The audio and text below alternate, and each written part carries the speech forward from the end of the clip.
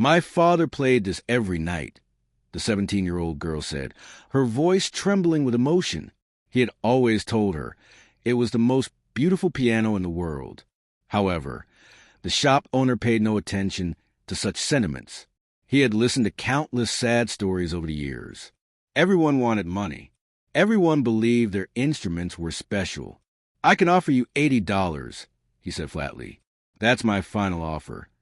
The girl gazed at the piano, feeling the weight of loss. Her father had died half a year ago. This instrument was all that remained, the last thing carrying his scent, the last proof of his existence, the last surface his hands had touched that still stood in the world.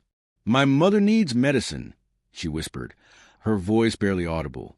"The hospital says we must pay by Friday or they will end her treatment." She could not complete the thought. Simply standing there, staring at the keys her father had played thousands of times. The shop owner began filling out a receipt. $80 for a piano worth $4,500. That moment changed when a man who had been browsing quietly approached. He did not give his name, but simply sat down at the piano bench and began to play. This happened at Hartman's music shop, located downtown in Los Angeles, on a Tuesday afternoon in October, specifically October 3rd, 1965. Sarah Morrison stood before the counter fighting back tears. She was 17 years old, a senior at Roosevelt High School. She should have been in her chemistry class. Instead, she was trading her father's piano to a man who was clearly being dishonest. She understood he was lying. Sarah was not a young child. She had learned piano starting at 5 years old. Her father had taught her everything. Every evening, he would arrive home from his job at the post office, share dinner with Sarah and her mother, and then spend an hour playing this piano. He performed Chopin, Beethoven, Gershwin, and sometimes jazz standards from his youth. "A piano is the closest thing to a human voice," he would often say. "You can make it laugh, make it cry, make it speak the truth." James Morrison had passed away 6 months prior. Lung cancer had taken him at 53 years old. He had not smoked, did not drink heavily, simply experienced terrible misfortune. Currently, Sarah's mother, Catherine, was receiving hospital care. She had stage 3 breast cancer.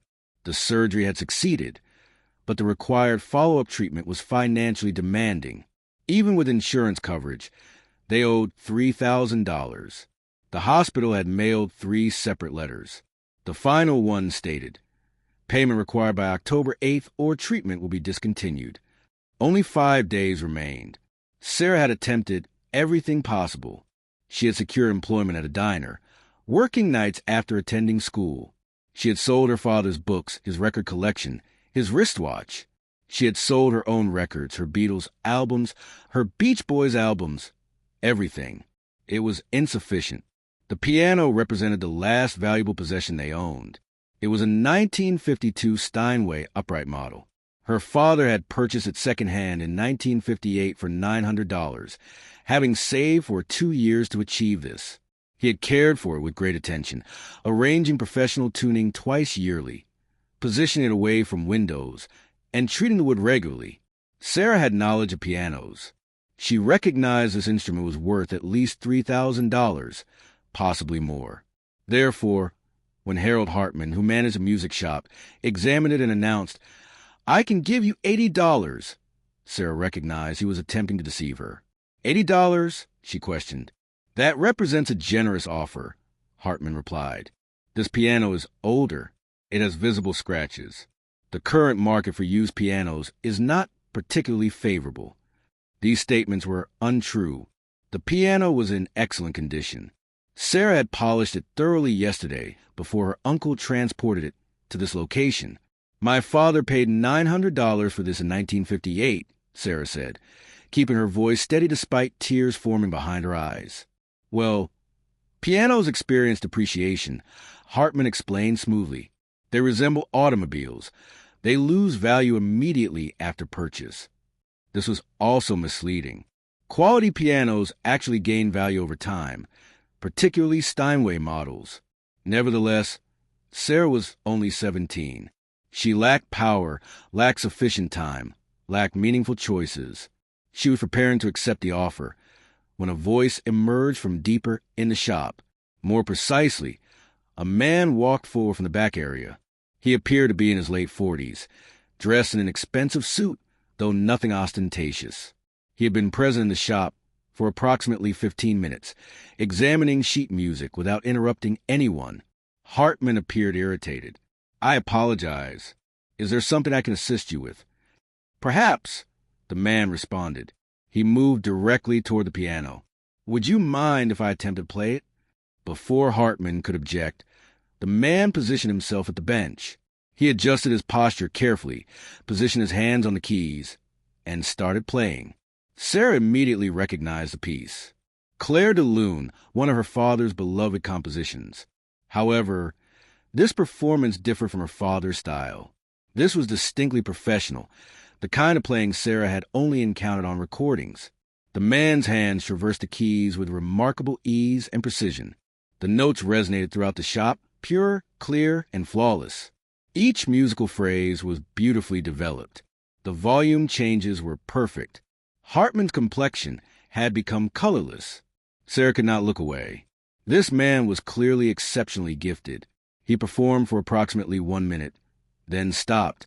He ran his fingers along the wooden surface of the piano, examining the key response and listening to the note sustain. "This represents a beautiful instrument," he said, looking toward Sarah. "A 1952 Steinway Model K52, unless I am mistaken. Carefully maintained. Someone cherished this piano deeply." "My father did," Sarah said quietly. The man nodded knowingly. "He performed his responsibility admirably. The action remains perfect. The tone is consistent across all registers. The sounding board shows no problems. No cracks exist, no warping has occurred. This piano is worth at least $3,500, probably $4,000 if the proper buyer could be found." Sarah's breathing stopped momentarily. She had believed the value was substantial, yet hearing it confirmed by someone with obvious expertise made her comprehend how severely Hartman intended to cheat her. Hartman's coloring shifted from pale to crimson. "I should introduce myself," the man said, extending his hand toward Sarah. "I am Dean Martin, and I would like to acquire this piano." Sarah's mind went blank. Dean Martin, the actual Dean Martin, was standing before her, expressing interest in purchasing her father's piano. What?" she managed to say. "What is the cost of your mother's treatment?" Dean inquired gently. "I apologize. You mentioned your mother requires medicine, hospital expenses. I presume. What total amount do you require?" Sarah could not explain why she responded. Perhaps because Dean Martin spoke with genuine kindness. Perhaps because she felt desperately overwhelmed. Perhaps because she had carried this burden entirely by herself for too long. $3,000, she answered. "By Friday." Dean retrieved a checkbook. Standing directly adjacent to her father's piano, he filled in a check. When he presented it to her, Sarah observed the written amount. $5,000. "Mr. Martin, I cannot accept this. The $3,000 covers your mother's medical bills," Dean explained firmly.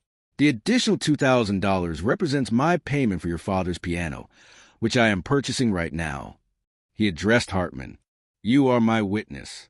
I have just bought this Steinway for $2,000. Complete a receipt." Hartman began protesting. "You cannot simply—" "I can and I have," Dean said with calm determination. "Complete the receipt." Hartman, recognizing defeat, prepared the sales document. Dean signed it. Legal ownership of the piano transferred to Dean Martin. Then Dean faced Sarah. "Now, here's what shall occur," he said. "I require location to keep this piano. Although I live in Los Angeles, I travel extensively to Vegas, to New York, to film production locations. I cannot maintain a piano sitting and used in an empty residence." Sarah struggled to comprehend what was happening, still experiencing shock. "Therefore," Dean continued, "I wonder whether you might consent to storing this piano at your residence, at no charge." Sarah stared at him in disbelief. "You wanted to store your piano?" "Exactly. And during its time there, you should play it regularly. Pianos require consistent playing, or they deteriorate in quality. Your father understood this. He maintained this one in excellent condition through nightly performance. Tears began streaming down Sarah's cheeks. She grasped the significance of Dean's proposition. "Mr. Martin, there is something additional I should mention," Dean said. "This piano should not merely be stored. It deserves to be played by someone who truly loves it, someone who learned on it, someone whose father instructed them that a piano represents the closest equivalent to a human voice." Sarah's hand covered her mouth. "However did you?" "I was positioned in the sheet music section," Dean said gently, gesturing to that area. "I heard everything you communicated to Mr. Hartman about your father, concerning the piano, about your mother. Why are you performing this act?" Sarah whispered. Dean Martin studied this teenage girl who had attempted to manage adult difficulties independently, striving to preserve her mother's life while losing components of her father's existence. "Because 2 decades ago, I existed without money in New York, performing in clubs that barely supplied sufficient income for rent, and I developed a serious illness. Appendicitis struck me suddenly, requiring urgent surgery. I possessed no insurance, no financial resources, nothing." He paused, recalling a man he scarcely knew, another entertainer, a trumpet musician, who covered his hospital expenses. $1,200 he did not possess. He communicated, "Someday when you gain the ability to support someone else similarly." Dean presented Sarah with the piano's receipt. "This piano legally belongs to me. It will remain at your residence indefinitely if you wish, because that is what your father would desire, and because someone previously supported me when I experienced genuine hardship." "I cannot find words to express my gratitude," Sarah said, now weeping freely. "Play it," Dean replied simply. "Play it as your father instructed you. That represents all the appreciation I require." He moved toward the exit, then paused. "One additional thing. Sarah, your father was absolutely correct. That is the most beautiful piano in the world, not on account of its monetary value, but on account of who treasured it." After Dean departed, Harold Hartman remained behind his counter without movement. He had operated this music shop for 18 years. He had earned a respectable income, not an enormous fortune, but sufficient. He had accomplished this through purchasing cheaply and selling expensively. That constituted business. That represented what all people did. Yet observing Dean Martin composing that check, observing him give that young girl $5,000 and subsequently return the piano to her, something shifted internally within Hartman's being. He had been on the verge of deceiving a 17-year-old girl out of $3,900 while her mother deteriorated, while she labored to sustain her family independently. And he had experienced zero emotional response until Dean Martin entered and revealed what authentic integrity resembled. That evening, Hartman narrated the complete story to his wife. "What action did you take after his departure?" she inquired. "I stood there like a fool," Hartman stated quietly. His wife observed him for a prolonged moment. "You must contact that girl and express what?" "Express remorse and return the money you intended to steal from her." Hartman regarded his wife. "That represents $3,900. I understand. Therefore, you will withdraw it from our savings. We will experience no hardship. Harold, we possess abundance. That girl experiences scarcity. Her mother faces mortality, and you are prepared to rob from her." Hartman could not achieve sleep that night. By morning, he researched Sarah Morrison's address. He operated his vehicle to her residence, a modest house situated in Echo Park, and rang the doorbell. Sarah responded to his knock. Her eyes displayed redness from previous crying, yet she appeared less desperate than during their meeting the previous day. "Miss Morrison, I must deliver something to you," Hartman said. He extended an envelope. Inside was a check for $3,900. "This amount represents the difference between my offer and your piano's genuine worth," he explained. "I intended to cheat you." Dean Martin interrupted that intention.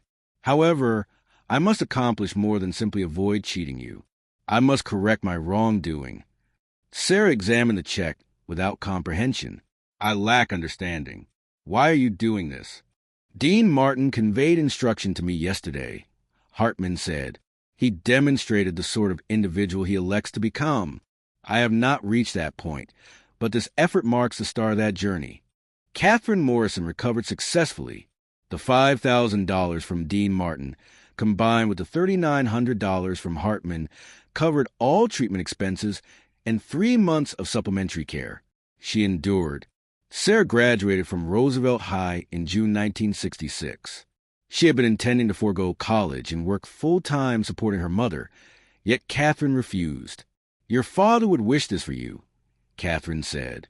"We will discover solutions." Sarah enrolled at UCLA. She selected music education as her focus. She performed her father's piano daily, the piano technically owned by Dean Martin, but permanently residing in their living room. She never received communication from Dean again. He had given his gift and proceeded onward. However, in 1969, Sarah completed her degree in music education at UCLA. She developed a profession as a piano instructor. Throughout the subsequent 40 years, she taught piano students across Los Angeles. She never demanded payment from students experiencing financial difficulty. "Compensate me when feasible," she would communicate. "Alternatively, do not compensate me. Simply play." She shared with every student the account of Dean Martin purchasing her father's piano and giving it back. She narrated Hartman's apology and his restitution. She recounted her father playing every evening. "Music does not concern itself with money," she would say. "It concerns connection. It concerns maintaining those we cherish alive within the notes we perform." Sarah Morrison taught piano until reaching age 67. She instructed over 200 students. Many became professional performers. Hundreds more simply learned to appreciate music deeply. When Sarah passed away in 2018 at age 70, her death announcement mentioned her 4-decade career as a piano teacher. It additionally noted that she had performed on the identical 1952 Steinway throughout her complete life, the piano her father had acquired in 1958, the piano Dean Martin had bought in 1965 and subsequently returned. The piano passed to one of Sarah's previous students, a young woman from South Central Los Angeles who lacked resources for lessons but participated consistently each week regardless. "Perform it as Sarah instructed you," her written instruction indicated. Then, when you have completed your time, transfer it to another individual requiring it. That approach reflected what Dean Martin had instructed Sarah, that life's most valuable possessions are not intended for commercial exchange. They are intended for distribution.